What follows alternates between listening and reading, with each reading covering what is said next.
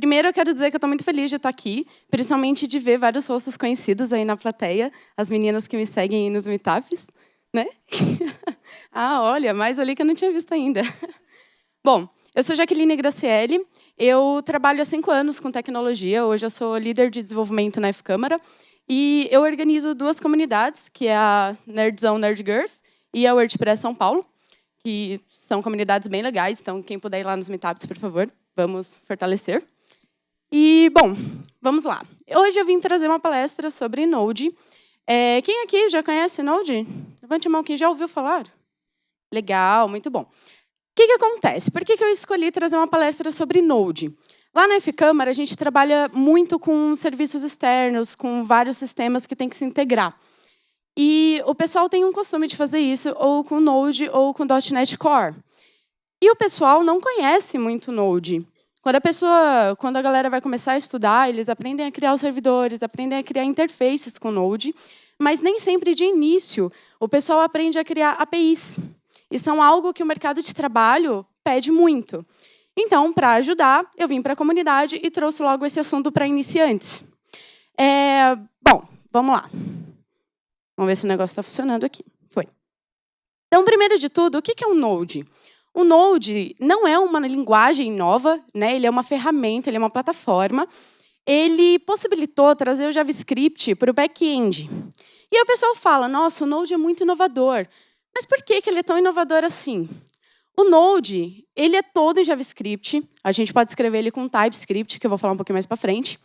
Só que quando a gente ia montar um site, um sistema, a gente escrevia o back em Ruby, em PHP, em uma outra linguagem. E o front a gente fazia com JavaScript. Então, você tinha que saber 2 linguagens para você poder fazer tudo, os chamados full stack. Hoje, se você sabe JavaScript, é muito mais fácil você ser um full stack. Você conseguir fazer todo o back-end e o front-end, porque a linguagem é a mesma. A forma ali de interagir, a sintaxe, não muda. Então, por que não? Por que quem é front-end, programa JavaScript, não pode vir para o back-end? E aí é onde nasce o Node, é onde ele é revolucionário. Quem aqui é desenvolvedor front-end? Gente, eu sou meio carente, então eu quero interação, tá? Então, beleza.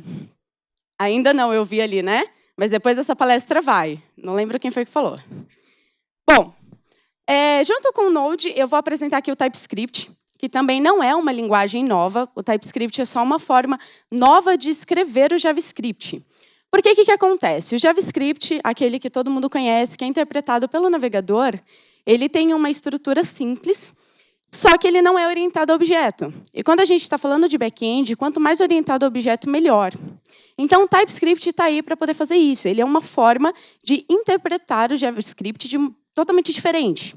Então, o que a gente vai fazer aqui? Eu vou mostrar para vocês todo um exemplo de código. Eu não vou me aprofundar muito, porque a ideia aqui é que vocês iniciem, então eu não quero deixar ninguém assustado. Mas eu vou mostrar alguns códigos orientados ao objeto. E o que o TypeScript vai fazer? Vai pegar esse código e vai transformar ele em ES5, que é a versão do JavaScript que os navegadores leem. Certo? Então, se você fizer em TypeScript, você pode compilar isso e rodar em qualquer lugar. Beleza? Opa. Bom, e aí entra a outra parte da palestra, que é o Web Service. Primeiro de tudo, o que é um Web Service? Ele é a ponte entre 2 sistemas. E ele roda por protocolo HTTP, que são protocolos web. Então, o que ele faz, basicamente? Todo mundo aqui já comprou em e-commerce, né? Sim? Beleza. Quando você chega lá na tela de pagamento, você clica lá para pagar com o PagSeguro, por exemplo, ou com o Mercado Pago. Desculpa. Opa, com o Mercado Pago. Então, quando você clica lá para pagar com o Mercado Pago, ele abre uma janelinha, você digita lá seus dados do cartão de crédito e conclui a compra. Você está endividado, certo? Bom, o que acontece? O site que a gente está ali, não sendo o Mercado Livre, obviamente, um outro site que use Mercado Pago, ele não tem acesso direto ao sistema do Mercado Pago. Ele usa uma API. A API, então, é uma forma que o Mercado Pago libera algumas funções para você poder interagir com ele. Basicamente, funciona assim. O site fala, ô Mercado Pago, a fulana aqui quer pagar R$40 aí, quer deixar o dinheiro aí para você. E como é que a gente faz isso? Aí o Mercado Pago fala para a aplicação, para o site, me passa tais dados por essa URL aqui. Aí o Mercado Pago vai receber esses dados, vai processar, vai te endividar lá no cartão e vai responder, ó, endividado com sucesso. Então, essa ponte é a nossa API, certo? É o nosso web service. Aí, muita gente fala sobre API, fala sobre web service, eu me confundi aqui várias vezes, né, nos termos. E aí vem a pergunta, então, o que é essa API? A API, todo web service, ele é uma API. A API é um nome que se dá para a ponte que se faz entre os sistemas. Só que nem toda API ela tem um protocolo HTTP. Ela não precisa ser pela web. O kernel do Linux tem várias ligações assim, e elas não são protocolo HTTP. Então, eu coloquei aqui, todo web service é uma API, mas nem toda API é um web service. E o porquê que o web service é tão legal? O web service ele tem várias formas de você usar. Tem o SOAP e tem o REST. Todo mundo aqui já ouviu falar dos dois? Não? Sim? Beleza. O SOAP e o REST, eles fazem essa ponte. E a grande diferença entre os dois é que o SOAP trabalha com XML e o REST trabalha com JSON. E aí, quando você fala de REST, se você procurar na internet, você pode encontrar dois termos, o REST e o RESTful. E aí, já vem mais complicação.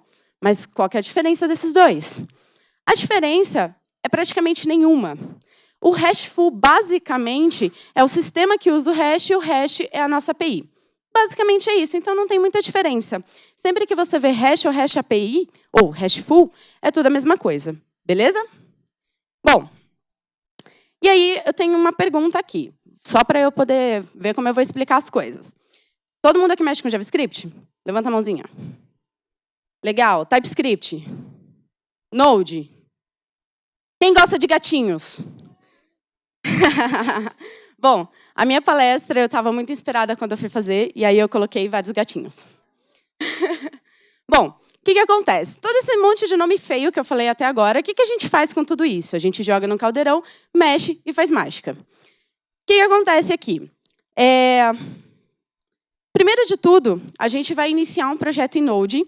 Então, não se assustem com as telas de código, tá? O meu objetivo aqui é mostrar que é muito simples montar um servidor para poder exportar uma API, tá? Externar uma API. Então, eu vou passar por cima de todos os arquivos, o que tem que ter, o que tem que fazer, mas eu não vou me aprofundar no código. No final, eu vou falar de uma ferramenta, aí, de uma coisa bem legal para vocês, que vão te tirar do zero ao deploy com Node, beleza? Então, fechou. Bom, primeiro de tudo, a gente tem que instalar o Node na máquina. E aí, quando você instala no Windows, ele vem com o terminal do Node. E no Ubuntu, você usa o próprio terminal do Ubuntu. Tá? O interessante é você entrar numa pasta e dar esse comando aqui, npm init. Quando você dá esse comando, é como se fosse uma palavra mágica lá da bruxaria, e aí ele cria alguma coisa. No caso, ele vai te mostrar esse monte de perguntinha aqui que você tem que responder. E aí, já vem aquele primeiro choque. Vixe, como é que eu respondo isso? E aí eu vou mostrar aqui para vocês que é muito simples. Você só dá Enter. É tipo instalar programa no Windows. Só next, next, next, install. A única coisa aqui que a gente vai ter que se atentar na hora de montar uma API em Node é aqui no entry point a gente colocar server.ts. Lembrando que eu vou escrever os arquivos em TypeScript, mas vocês podem escrever em JavaScript. Aqui só iria mudar para JS. Beleza? Bom, qual que é o importante de colocar esse server? Esse arquivo server vai ser a porta de entrada para qualquer requisição HTTP. Beleza? Por isso, ele é o nosso entry point. Depois disso, a gente vai falar mais alguns comandos mágicos aqui, que é esse npm install. Tá? Eu vou jogar esses comandos aqui no terminal. E o que eu estou fazendo aqui? Basicamente, eu estou instalando alguns módulos que vai ser necessário para a gente criar a nossa API. Esses módulos são uns pacotinhos cheios de códigos ali dentro, que eu vou colocar para dentro da minha aplicação e eles vão funcionar ali por trás. Eu não vou precisar fazer muita coisa, só vou precisar falar, ô fulano, sua vez de trabalhar. E aí ele vai funcionar e vai fazer a mágica para a gente. Beleza? O que eu estou instalando aqui? Eu estou instalando o Body Parser, estou instalando o Express, HTTP Status, Mongoose, Morgan e NodeMon. Conforme eu for passando os arquivos de programação, eu vou chamando a atenção para o que é cada um e onde eu estou usando cada um. Tá? A grande diferença que eu quero que vocês reparem aqui é que o primeiro aqui são os módulos que a minha aplicação vai precisar para ela poder funcionar. E o segundo comando aqui, eu estou usando o "-d" na frente. Esse "-d" é para desenvolvimento. Eu estou falando para a minha aplicação que esses módulos aqui são apenas para facilitar o meu desenvolvimento. Eles não são dependentes, tá? A minha aplicação não depende desses módulos aqui para ela poder funcionar. Ok? Beleza? Então, vamos seguir. Não está feliz comigo? Bom, então vamos lá. Quando a gente tem a nossa pastinha lá, né, do nosso projeto, quando a gente dá o npm init e responder as perguntas, instalar os módulos, a gente já vai ter o arquivo package.json. Ele vai vir sozinho aqui. O que esse arquivo é? Ele é a configuração do nosso projeto. Então, o nome do nosso projeto, nosso entry point, todos os nossos módulos dependentes de desenvolvimento e os nossos módulos dependentes para funcionar vão estar todos escritos lá, certo? E aí, a gente vai criar mais alguns arquivos. A gente vai criar uma pastinha. Opa, vamos lá, eu vou aprender a usar isso aqui. A gente vai criar uma pastinha chamada server. Aqui dentro, a gente vai criar esses 2 arquivos e, na raiz, a gente vai criar esse tsconfig. O nosso arquivo app.ts, ele é o início de tudo, onde vai ficar a nossa programação, onde vai chamar cada coisa e funcionar ali.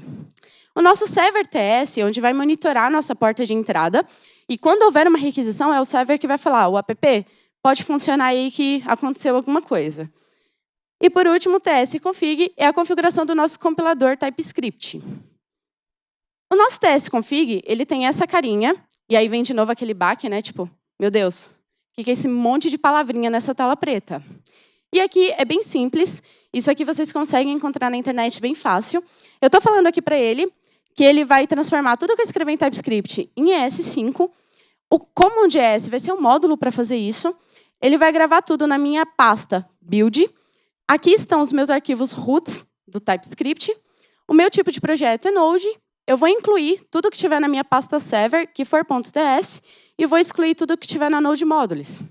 A Node Modules é uma pasta onde vai estar todos os arquivos dos módulos que eu instalei. Beleza? E aqui no final, eu estou falando que toda vez que eu salvar ou compilar... Desculpas. Toda vez que eu salvar, eu quero que ele compile e build. O próximo é o nosso package.json. Ele vai ser criado sozinho, a gente não precisa escrever nada do que está aqui. Eu só quero chamar a atenção para mostrar que ele já vai vir escrito todos os módulos dependentes e os dev dependencies aqui. Pessoal do inglês, me desculpe aí pelo inglês ruim. Bom, a próxima, a gente vai ter que configurar uma única linha no nosso package.json para ele poder rodar as nossas aplicações em Node. Então, a gente vai procurar essa linha, scripts, com esse teste embaixo, e aí a gente vai adicionar uma linha embaixo, que é esse start. Tudo isso aqui é bem simples. Aqui na frente é a nossa variável de ambiente. O NodeMon, lembra do Node... Perguntas?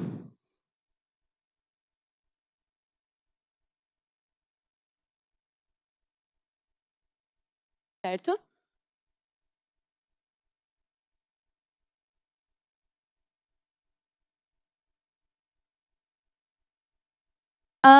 Se o seu arquivo package.json tiver muita linha, alguma coisa já vai ter errada.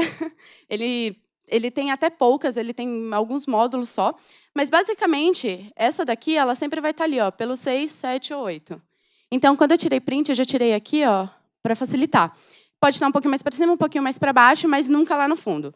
Porque esses arquivos aqui... Opa, estou dando spoiler.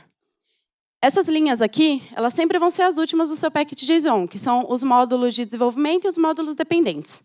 Beleza? Então, tudo aquele que eu mostrei ali do script vai estar para cima. Respondido? Todo mundo comigo aqui? Beleza. Então, vamos voltar aqui. Eu acho que eu estou indo para trás, espera. Bom, então vai estar por ali, pela linha 678 do nosso package.json. E aí eu vou adicionar esse start. Então, aqui eu estou colocando a nossa variável de ambiente Node, e aqui eu estou chamando NodeMon. Lembram que lá na nossa instalação dos módulos, eu instalei um módulo chamado NodeMon. O que ele faz? Ele é basicamente um live reload. Então, toda vez que eu salvar um arquivo, ele vai dar reload logo no navegador para mim. É basicamente isso que ele vai fazer.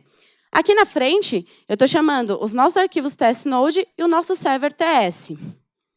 Então, vamos seguir aqui. E aí, a gente vai para o nosso arquivo appts.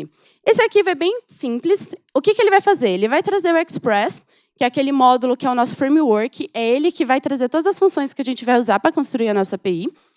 Ele vai trazer o Morgan, que o Morgan é para criar logs. E ele vai trazer o Body Parser. O Body Parser é o que vai fazer a transcrição de qualquer coisa para JSON, JSON para qualquer coisa. E aqui está a nossa classe app. Aqui, a gente tem que se atentar a alguns módulos, alguns métodos, que é o middleware. Então, tudo que entrar na API vai passar pelo middleware, e aí vai para a nossa aplicação. E na volta, a mesma coisa. Na volta, vai passar pelo middleware e vai sair da nossa aplicação. Por isso que o Body Parser ele vem aqui no middleware, para poder fazer a transcrição para JSON e não JSON. Beleza?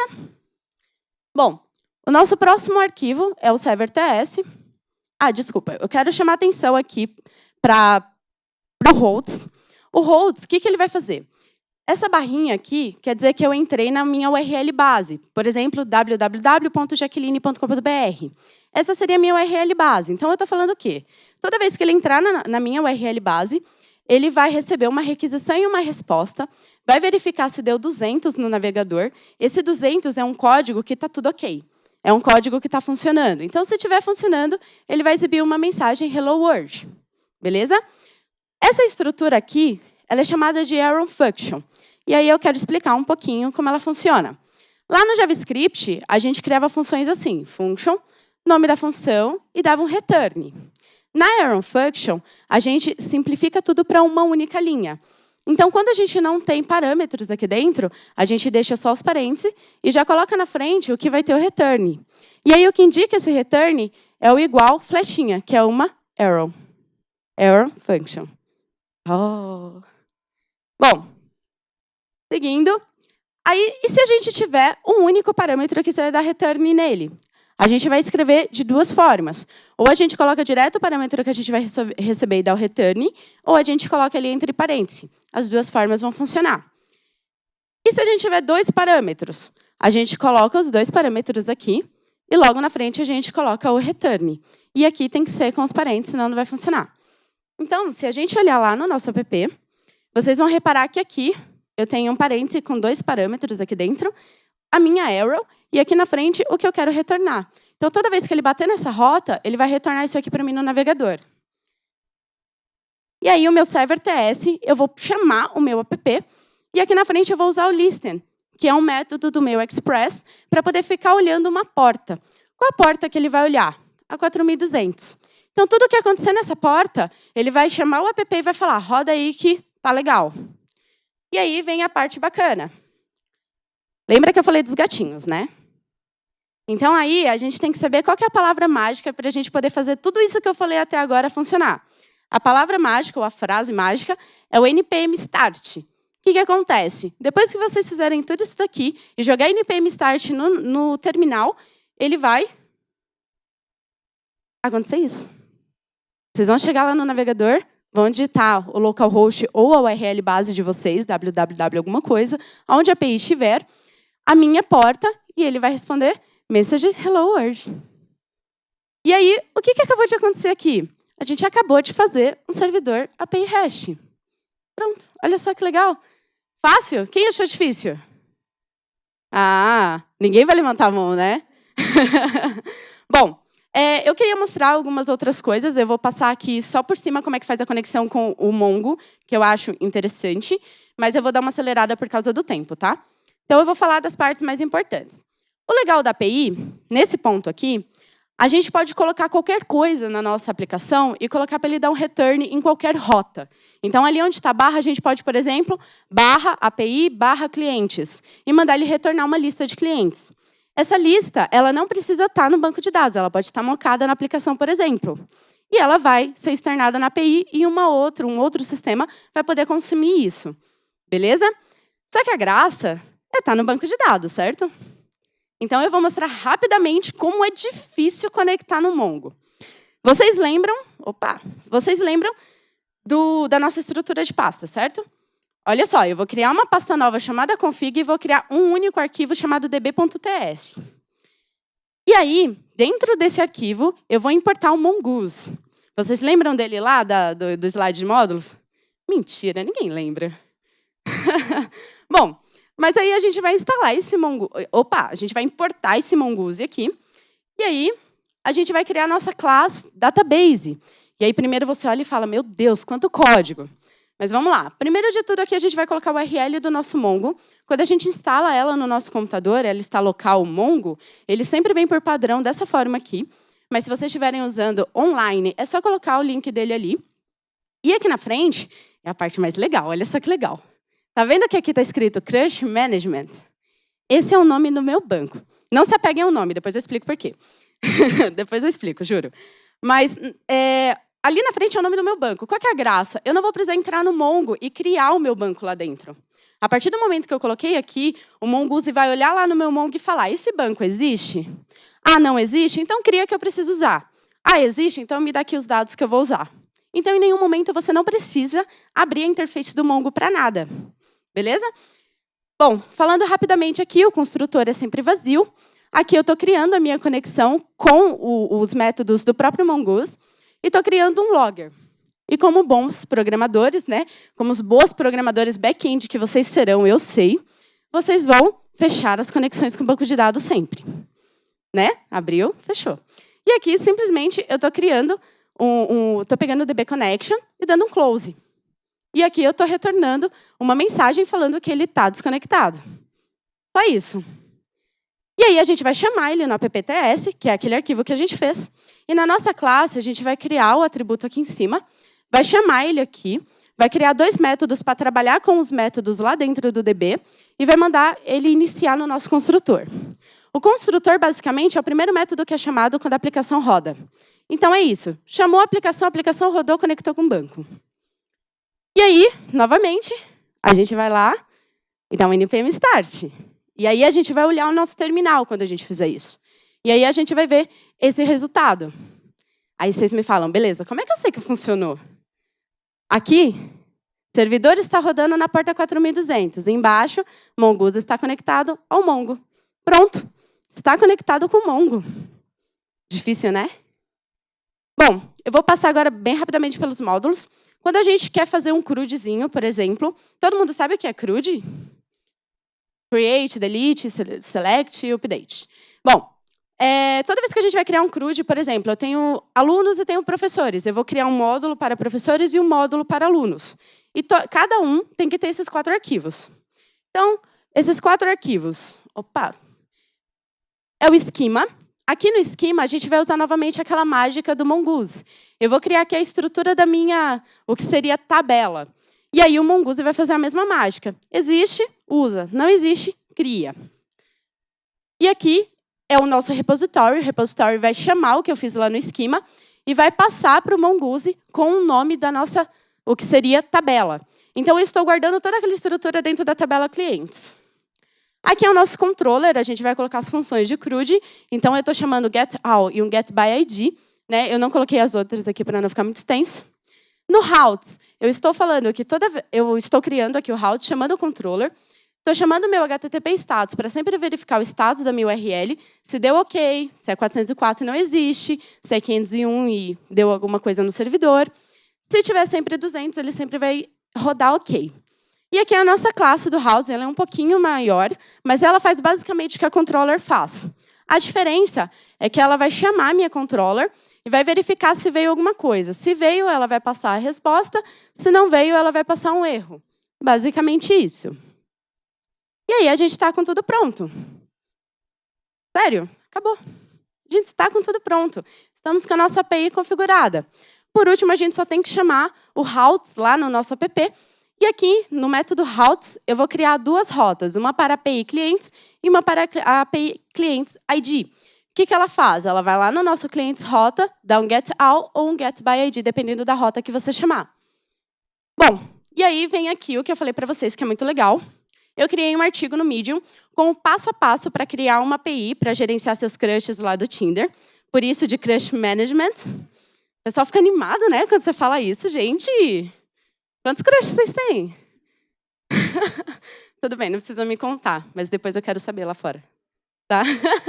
Bom, para quem tem muitos crushes, eu criei uma API para gerenciar esses crushes. Então, você pode fazer o insert, update, delete, gravar uma fotinha, um nome, um apelido, WhatsApp. Não sei se vai dar tempo. Quanto tempo eu tenho? Ela pediu. Eu posso comer os 10 minutos para mostrar? Então, vou mostrar bem rapidinho. Não? Tá bom, ela não quer. Bom, vamos lá. Depois vocês entrem aqui, lá embaixo eu mostro como usa. Tem a minha API aqui para vocês usarem. E o melhor, vocês podem cadastrar crushes na minha API.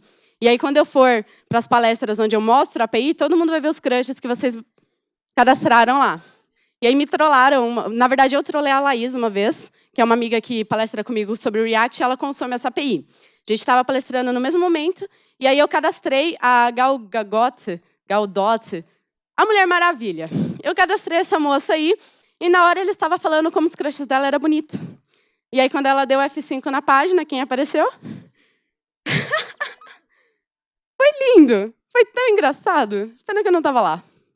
Bom, por último, então, para finalizar, já que eu não tenho tempo, eu quero deixar uma reflexão, que muitas aqui já ouviram eu falar sobre isso. Mas, gente, eu trouxe o Steve Jobs na tela. Vejam que ele é um homem. Independente do gênero, não tentem ser o Steve Jobs. Não tentem ser ninguém famoso que vocês conheçam. Não tentem ser ninguém que vocês conheçam. Gravem isso. Sejam vocês mesmos. A tecnologia tem muita coisa ainda não explorada. A gente viu sobre fazer jogos em CSS, a gente viu sobre blockchain. Tem coisas no blockchain ainda que ninguém pensou, ou já pensou e não fez. Então, tem muita possibilidade. Não sejam Steve Jobs. Sejam aquelas pessoas que o mundo ainda não sabe que precisam. Certo? Então, eu finalizo com essa reflexão.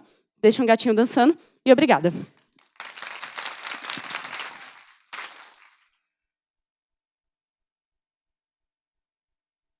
A gente abre para dúvidas aqui?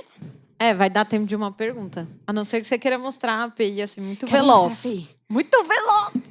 Eu vou mostrar só o get da API, tá? O post eu não vou mostrar, vocês descubram.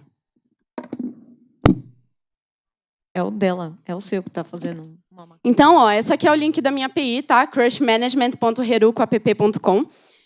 Eu vou disponibilizar isso aqui lá no Twitter e no Facebook, então procurem lá, tá? Bom, quando eu coloco /API /crushes na frente, me vem a listagem de todos os meus crushes assim, em formato JSON. Então, eu vou ler o primeiro. Eu não sei inglês, então é o Chris Hemsworth. Ele é o Thor da Marvel, como apelido. O WhatsApp dele aqui, que eu sei de cabeça, óbvio. Observações. Ele é gato, mas é o Vingador mais bonito e forte, só não ganha do Hulk, né? E aqui eu tenho uma fotinha dele, então eu coloco um link. Quando eu clico no link, aqui está ele. Ué. Bom, vocês podem consumir isso aqui no front e fazer um estilozinho bonitinho. E aqui tem vários outros, a gente também pode buscar por ID. Então, se eu pegar esse ID aqui, colocar / o ID da Enter, ele vai me trazer somente aquele. Que deu um erro aqui, eu não sei porquê, depois a gente descobre. Tá bom? Então, é essa API. Espero que vocês cadastrem lá vários crushes para eu ficar rindo depois, tá bom? E é isso. Muito obrigada, gente.